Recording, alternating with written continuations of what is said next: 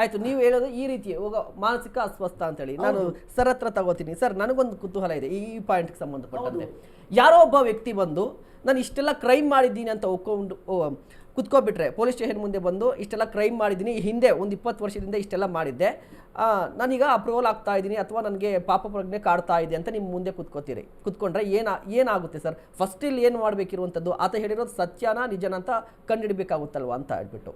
ಈಗ ಅದನ್ನೇ ಮಾಡ್ತಾ ಇದ್ದಾರಲ್ಲ. ಈಗ ಮಾಡಿದ್ರಲ್ಲಿ ಸತ್ಯ ಇದ್ದಿದ್ರೆ ಮೊದಲನೇ ಎಕ್ಸಿಬಿಷನಲ್ಲೇ ಗೊತ್ತಾಗಬೇಕಿತ್ತು, ಮೊದಲನೇ ಪಾಯಿಂಟಲ್ಲಿ.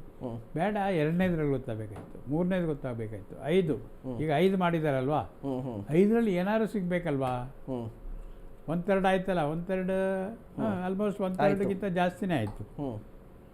160 ಇಟ್ಕೊಳ್ಳೋಣ. ಹಾಗಾದರೆ ಏನಾಯಿತು? ಎಲ್ಲೋ ಸ್ವಲ್ಪ ನಮ್ಮ ವಕೀಲರು ಹೇಳಿದಾಗೆ ಇನ್ನೂ ಒಂದು ಕಡೆ ಯೋಚನೆ ಮಾಡಬೇಕಾಗತ್ತೆ. ಇದು this is not the only facet ಅಥವಾ ಮುಖ. ನಾವು ತನಿಖೆ ಮಾಡಬೇಕಾದ್ರೆ ಎಲ್ಲ ಆಯಾಮಗಳಲ್ಲೂ ಮಾಡಬೇಕಾಗುತ್ತೆ. ಹೌದು, ಇದು ಸತ್ಯನ ಸುಳ್ಳ ಅಂತ ಹೇಳ್ಬೇಕಾದ್ರೆ ಎಲ್ಲ ಏನು ಆಯಾಮಗಳಲ್ಲಿ ತನಿಖೆ ಮಾಡಬೇಕಾಗಿದೆ. ಅವನ ಬ್ಯಾಕ್ಗ್ರೌಂಡಿಂದ ಹಿಡಿದು, ಅವನ ಅಸೋಸಿಯೇಟ್ಸಿಂದ ಹಿಡಿದು, ಅವನು ಇಲ್ಲಿ ಇಷ್ಟು ವರ್ಷ ಕೆಲಸ ಮಾಡಿದರೆ ಯಾವ ರೀತಿ ನಡ್ಕೊಂಡಿದ್ದಾನೆ ಎಲ್ಲ ಬರಬೇಕು. ಅವನು ಯಾರು ತಂದು ಸೇರಿಸಿದರು ಅಲ್ಲಿ ನೋಡಿ. ಇದು ಬೆಳ್ತಂಗಡಿ ಅಂದರೆ ನನಗೆ ಗೊತ್ತಿದ್ದಾಗೆ ನಾನು, ಯಾಕೆಂದರೆ ಅಲ್ಲಿಗೆ ಆ ಒಂದು ಜಿಲ್ಲೆಯಲ್ಲಿ ಕೆಲಸ ಮಾಡಿದ್ದೀನಿ DOSP ಆಗಿ, ಹಾಗಾಗಿ ನನಗೆ ಸ್ವಲ್ಪ ಗೊತ್ತು. ಸುತ್ತಮುತ್ತ ಎಲ್ಲ ನಕ್ಸಲ್ಸು ಜಾಸ್ತಿ ಇದ್ರಲ್ಲಿ ಮೊದಲು. ಈಗ ಏನೋ ಸರೆಂಡರ್ ಆಗಿದ್ದಾರೆ ಅಂತೆಲ್ಲ ಹೇಳ್ತಾರೆ, ಇರ್ಬೋದು. ಆದರೆ ಅವರು ಸರೆಂಡರ್ ಆದರೆ ಆ ಒಂದು ಇಸಮ್ ಸತ್ತಿಲ್ಲ, ಇದ್ದೇ ಇರುತ್ತೆ. ಆದರೆ ಏನೇ ಇರ್ಬೋದು, ಎಲ್ಲ ಆಯಾಮಗಳಲ್ಲೂ ಇದು ತನಿಖೆ ಆಗಬೇಕು. ಓಕೆ, ಆಯಿತು. ಈಗ ನೋಡಿ, ಈಗ ಬಂದಿರೋ ಮಾಹಿತಿ ಏನು ಅಂದರೆ, ಒಂದು ರವಿಕೆ ಸಿಕ್ಕಿದೆ, ID ಕಾರ್ಡ್ ಸಿಕ್ಕಿದೆ, ಪ್ಯಾನ್ ಕಾರ್ಡ್ ಸಿಕ್ಕಿದೆ. ಇದನ್ನು ಇಷ್ಟೇ ಇಟ್ಕೊಂಡು ತನಿಖೆ ಮುಂದೆ ಹೇಗಿರುತ್ತೆ ಅಂತ ಬರೀ ಇಷ್ಟೇ ಇಟ್ಕೊಂಡ್ರೆ ನೋಡಿ, ರವಿಕೆ is a common thing. Okay, ಒಂದು ಕೆಂಪು ಬಣ್ಣದ ಬಟ್ಟೆ. ಓಕೆ, ಅದು ಎಷ್ಟು ಜನದ ಹತ್ರ ಇರಲ್ಲ, ಒಬ್ಬರ ಹತ್ರನೇ ಇರ್ತದ? ಇಲ್ಲ, ಹೇಳಕ್ಕಾಗಲ್ಲ. Okay, so ID card okay is a specific thing. ಒಬ್ಬರದ್ದು ಐಡೆಂಟಿಟಿ ಹೇಳುತ್ತೆ. ಓಕೆ, ಅದೇ ಥರ ID ಕಾರ್ಡ್ ಅದು ಕೂಡ ಹೇಳುತ್ತೆ.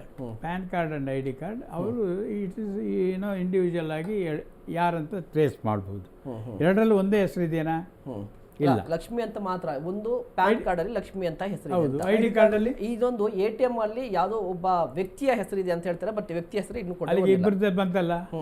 ಈಗ ನಾನು ಒಂದು ATMಗೆ ಹಣ ಡ್ರಾ ಮಾಡಬೇಕಾದ್ರೆ ಯಾವುದು ಎಕ್ಸ್ಪೈರಿ ಆಗಿರುತ್ತಲ್ಲ ಆ ಕಾರ್ಡ್ಗಳೆಲ್ಲ ಬಿಸಾಕ್ತೀವಿ, ಅಲ್ಲೇ ಬಿಸಾಕಿರ್ತಾರೆ. ATM ಇದರಲ್ಲೇ ಇರ್ತದೆ.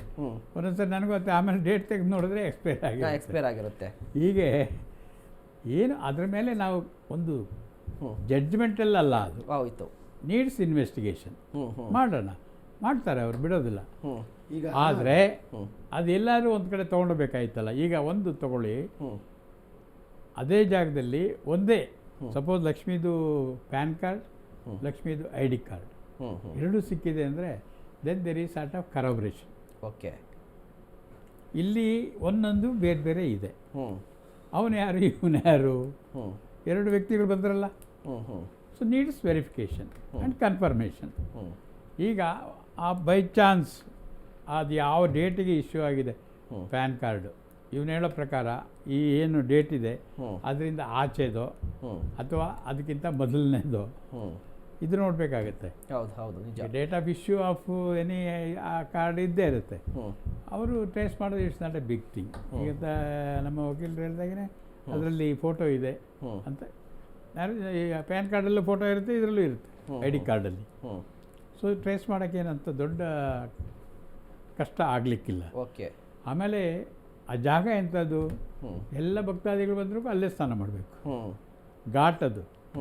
ಆ ಘಾಟಲ್ಲಿ ಸ್ನಾನ ಮಾಡಿಕೊಂಡು ದೇವಸ್ಥಾನದ ದರ್ಶನಕ್ಕೆ ಹೋಗ್ತಾರೆ. ಹೌದು, ಅಲ್ಲಿ ನಮ್ಮ ಪದ್ಧತಿ ಇದೆ ನೋಡಿ. ನೀವು ಯಾರಾದರೂ ಒಂದು ಅಂಥ ಜಾಗದಲ್ಲಿ ಪುಣ್ಯಕ್ಷೇತ್ರದಲ್ಲಿ ಸ್ನಾನ ಮಾಡಿದರೆ ಒಂದು ವಸ್ತ್ರ ಬಿಡಬೇಕು ಅಂತ. ಈಗ ನಾವು ಸಾಕಷ್ಟು ಸತಿ ನಾನು ಇದಕ್ಕೆ ಹೋಗಿದ್ದೀನಿ, ಯಾವುದು ಅಯ್ಯಪ್ಪ ಸ್ವಾಮಿಗೆ. ನಾವೊಂದು ವಸ್ತ್ರ ಬಿಟ್ಟೇ ಬಂದಿದ್ದೀನಿ. ಎಲ್ಲ ಒಂದು 21 ಸತಿ ಹೋಗಿದ್ದೀನಿ ನಾನು. ಒಂದು ವಸ್ತ್ರ ಬಿಟ್ಟು ಬಂದಿದ್ದೀನಿ.